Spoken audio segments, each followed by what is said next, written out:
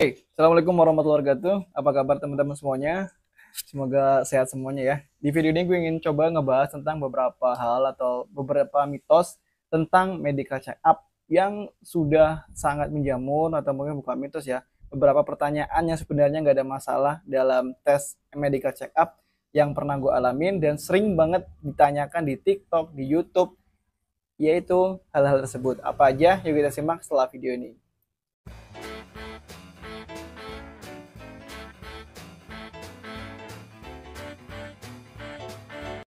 Jadi guys, di dalam proses rekrutmen atau pencari kerja atau peng apa ya,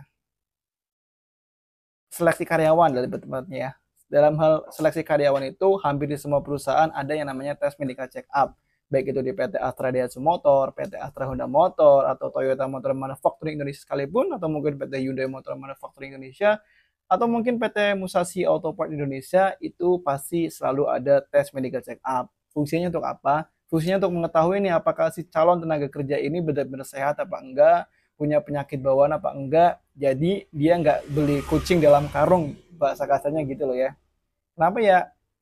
Khawatirnya dia ngerekrut orang atau ngambil karyawan, ternyata si karyawan ini punya penyakit yang serem, mungkin punya cancer atau apa, jadi kan mubazir di jalan. Untuk menghindari semua itu yang mungkin dilakukan yang namanya medical check up. Nah di video ini gue ingin banget ngebahas nih, mewakili semua pertanyaan-pertanyaan teman-teman, apalagi baru lulus terkait dengan medical check up yang sering banget ditanyakan di kolom komentar YouTube gua ataupun di TikTok gua. Apa aja? Yang pertama yaitu terkait dengan gigi. Hampir banyak banget yang nanya tentang gigi dalam medical check up. Pertama tentang gigi bolong, gigi berlubang, karang gigi, terus gigi ompong mungkin ya, gigi pecah. Itu sering banget ditanyakan di TikTok apapun di YouTube gitu loh. Dalam kolom komentar gua. Padahal sebelumnya sudah banyak banget yang gue jawab dan video pun sudah sering gue buat, tapi sayangnya jarang banget orang yang mau ngeplay, ngedengerin sebelum dia bertanya. Apalagi mungkin video ini banyak yang nonton cuma 1 menit langsung di close. Harapannya nonton video itu langsung selesai ya, jadi tahu isi dari video itu. Nah terkait dengan all about gigi, itu sebenarnya nggak ada pengaruh apapun dan nggak bikin gagal. Bang tapi kan gigi dicek, oke fine, emang gigi itu dicek, tapi nggak bikin si gigi ini lu gagal gitu loh. Nggak ada yang namanya gigi bolong terus gagal, enggak. Kenapa? Karena ya balik lagi lu cuma jadi kuli pabrik gitu, jadi nggak ada urusan apa-apa. Terkait dengan sakit gigi di jalan kan bisa di cover sama asuransi, perusahaan juga punya asuransi, ada BPJS juga, jadi nggak ada masalah terkait dengan gigi. Mau lu sakit gigi, mau gigi lu pecah nanti di jalan, apa mungkin lagi kerja terus sakit gigi, bisa berobat pakai asuransi, jadi nggak ada masalah apa-apa. Buktinya apa? Buktinya gigi sini nih ya, ini udah pecah. Nah gue ini dari STM sebelah sini pecah, bukan bolongan, gue pecah. Itu alhamdulillah dengan keadaan seperti ini dan belum pernah gue cabut sampai sekarang. Itu bisa lolos di Daihatsu, bisa lolos di Toyota, bisa lolos di Mitsubishi. Itu alhamdulillah ya. Jadi itu bukti bahwasannya gigi nggak ada masalah apapun, apalagi cuman garang gigi. Dan kalau memang lu worry terkait dengan itu, ya udah berobat aja ke dokter gigi, ya kan? Pakai BPJS bisa, nggak ada masalah. Jadi kalau misalnya lu takut lu gagal gara-gara garang gigi, ya udah langsung aja ke dokter gigi, periksa. Padahal ya, tapi ya nggak ada masalah sebenarnya. Daripada lu dihantui rasa takut, mending ya dibersihin aja giginya, oke? Okay? Dan yang kedua terkait dengan tinggi badan. Tinggi badan ini di awal seleksi sebenarnya kalian sudah dikasih tahu ya, perusahaan ini butuhnya tinggi berapa. Misal perusahaan Toyota Motor Manufacturing Indonesia butuhnya minimal tinggi badan berapa, Astra Honda Motor minimal tinggi badan berapa, terus Astra Daihatsu Motor juga minimal tinggi badannya berapa. Itu biasanya kan di kualifikasi awal sudah dituliskan. Jadi sebenarnya gak usah dipertanyakan lagi. Kalau Daihatsu mintanya 163 ya berarti lu 163 gitu loh. Kalau lu 164 ya otomatis aman, gak ada masalah. Jadi nggak usah takut secara berlebihan ya. Dan juga terkait dengan berat badan. Untuk berat badan sendiri gue kurang tahu apakah masih dipertanyakan untuk ideal apa enggaknya. Tapi selama gue di pabrik itu baik di Daihatsu, di Toyota, yang namanya berat badan banyak juga yang gendut bisa masuk ke Toyota, banyak juga yang kurus bisa masuk ke Daihatsu, itu nggak ada masalah so far ya. Tapi nggak tahu.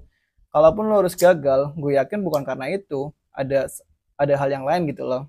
Cuma kan pihak klinik atau rumah sakit nggak mau ngejelasin. Jadi ya sebenarnya bukan karena berat badan atau tinggi badan lu gagal. Kalau tinggi badan emang ngaruh banget gitu loh. Kenapa? udah pernah gue jelasin di video sebelumnya bahwasanya emang beberapa alat atau emang alat kerja di perusahaan ada minimal tinggi badannya. Contohnya kayak PC stool atau rak atau mungkin mesin press, stamping itu kan ada tinggi badannya. Kalau lu tinggi badannya kurang dari 160 kan susah sendiri. Jadi ya untuk berat badan nggak berpengaruh, tapi untuk tinggi badan berpengaruh. Tapi itu kan biasanya udah dikasih tahu di awal seleksi. Jadi kalau di awal seleksi ditulis 163 ya udah, so far lu lanjut aja. Kecuali lu 162 terus lu daftar ya itu salah sendiri kan. Karena udah tahu di awal 163, 162 daftar ya nggak usah tanyakan lagi, otomatis ada peluang gagal lebih dari 50%. Oke. Dan yang ketiga yaitu terkait dengan apa lagi yang biasa tanya ini. Tadi mata minus ya. Mata minus ini masih 50-50 juga. Jadi nggak semua perusahaan itu mendiskriminatifkan namanya mata minus. Nggak semuanya perusahaan itu nggak ngizinin mata minus kecuali buta warna ya. Karena buta warna ini kan mohon maaf termasuk dalam keadaan kurang normal ya. Berarti kan abnormal gitu. Spesial lah bahasa kasarnya. Karena emang yang namanya warna kan sangat dibutuhkan dalam perusahaan. Apalagi kalau besok kalian tempatin di bagian maintenance. Kalau kalian di bagian maintenance, kalian harus tahu betul-betul warna kabel merah, kuning, hijau. Itu kan harus tahu. Nah kalau lo buta warna gimana ceritanya bisa kerja gitu kan. Tapi kalau mata minus sebenarnya itu masih bisa tanggulangin bukan pakai softland. Kalau pakai softland itu namanya membohongin ya. Tapi bisa lu kerja pakai kacamata. So far nggak ada masalah apa-apa terkait dengan kacamata. Teman-teman gue juga di perusahaan banyak yang pakai kacamata. Jadi ya kacamata itu bukan aib selama minusnya nggak terlalu parah. Kecuali buta mungkin nggak bisa ya. Tapi kalau masih bisa ngelihat, masih bisa dibantu dengan kacamata, kayaknya nggak ada masalah. Di Astra Honda Motor pun mungkin ada beberapa teman-teman yang mata minus masih bisa masuk. Terus di Toyota juga ada, di Daihatsu juga ada gitu. Jadi nggak terlalu apa ya, sesuatu yang nggak banget gitu loh. Bukan sesuatu yang nggak boleh gitu loh. Ya. Jadi tadi udah jelasin masalah gigi, terus juga tinggi badan, berat badan, mata minus, dan yang terakhir tuh yang paling sering ditanyakan apa ya? Gue nggak pakai skrip soalnya. Udah sih paling tinggal itu yang paling sering ditanyakan. Jadi kalau teman-teman mungkin ada sesuatu yang pengen tanyakan, coba tanyakan kalau komentar aja. Medical check up, punya pertanyaan-pertanyaan apa sih yang sering keluar di medical check up? Paling yang sering banget ya tadi itu ya, yang terkait dengan gigi, terus tinggi badan, berat badan, dan juga mata minus. So far itu nggak ada masalah, kecuali kalau lu punya penyakit bawaan kayak misal demam berdarah, bukan hepatitis, hepatitis A, hepatitis B, penyakit jantung mungkin atau paru-paru, itu biasanya gagal. Dia terkait dengan patah tulang. Patah tulang ini kalau masih di area selain antara si leher ke bawah ke pusar itu nggak ada masalah karena yang di rongsen tuh hanya di area sini ke sini. Cuman kalau misal tuh punya patah tulang di tangan nih, itu sebenarnya nggak kedetek, nggak ketahuan juga, tapi ngefeknya nanti ke kalian ketika kerja. Khawatirnya kalian tempatnya di tempat kerja atau bagian kerja yang memang notabene harus menggunakan tangan dan itu cukup berat, akan berimbas ke kerjaan kita. Biasanya kan teman-teman yang punya patah tulang di tangan akan sakit tuh kalau ngangkat-ngangkat yang berat. Itu ngefeknya ke kita juga.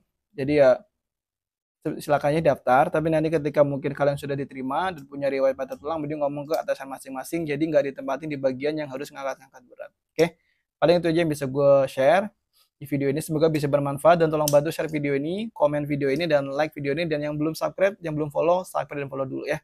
Gus Muhammad, thank you for watching, semoga sehat selalu, bahagia sobat semuanya. Assalamualaikum warahmatullahi wabarakatuh, sampai jumpa di video berikutnya, dah. Ketika kalian kerja di sana ternyata kalian punya riwayat penyakit jantung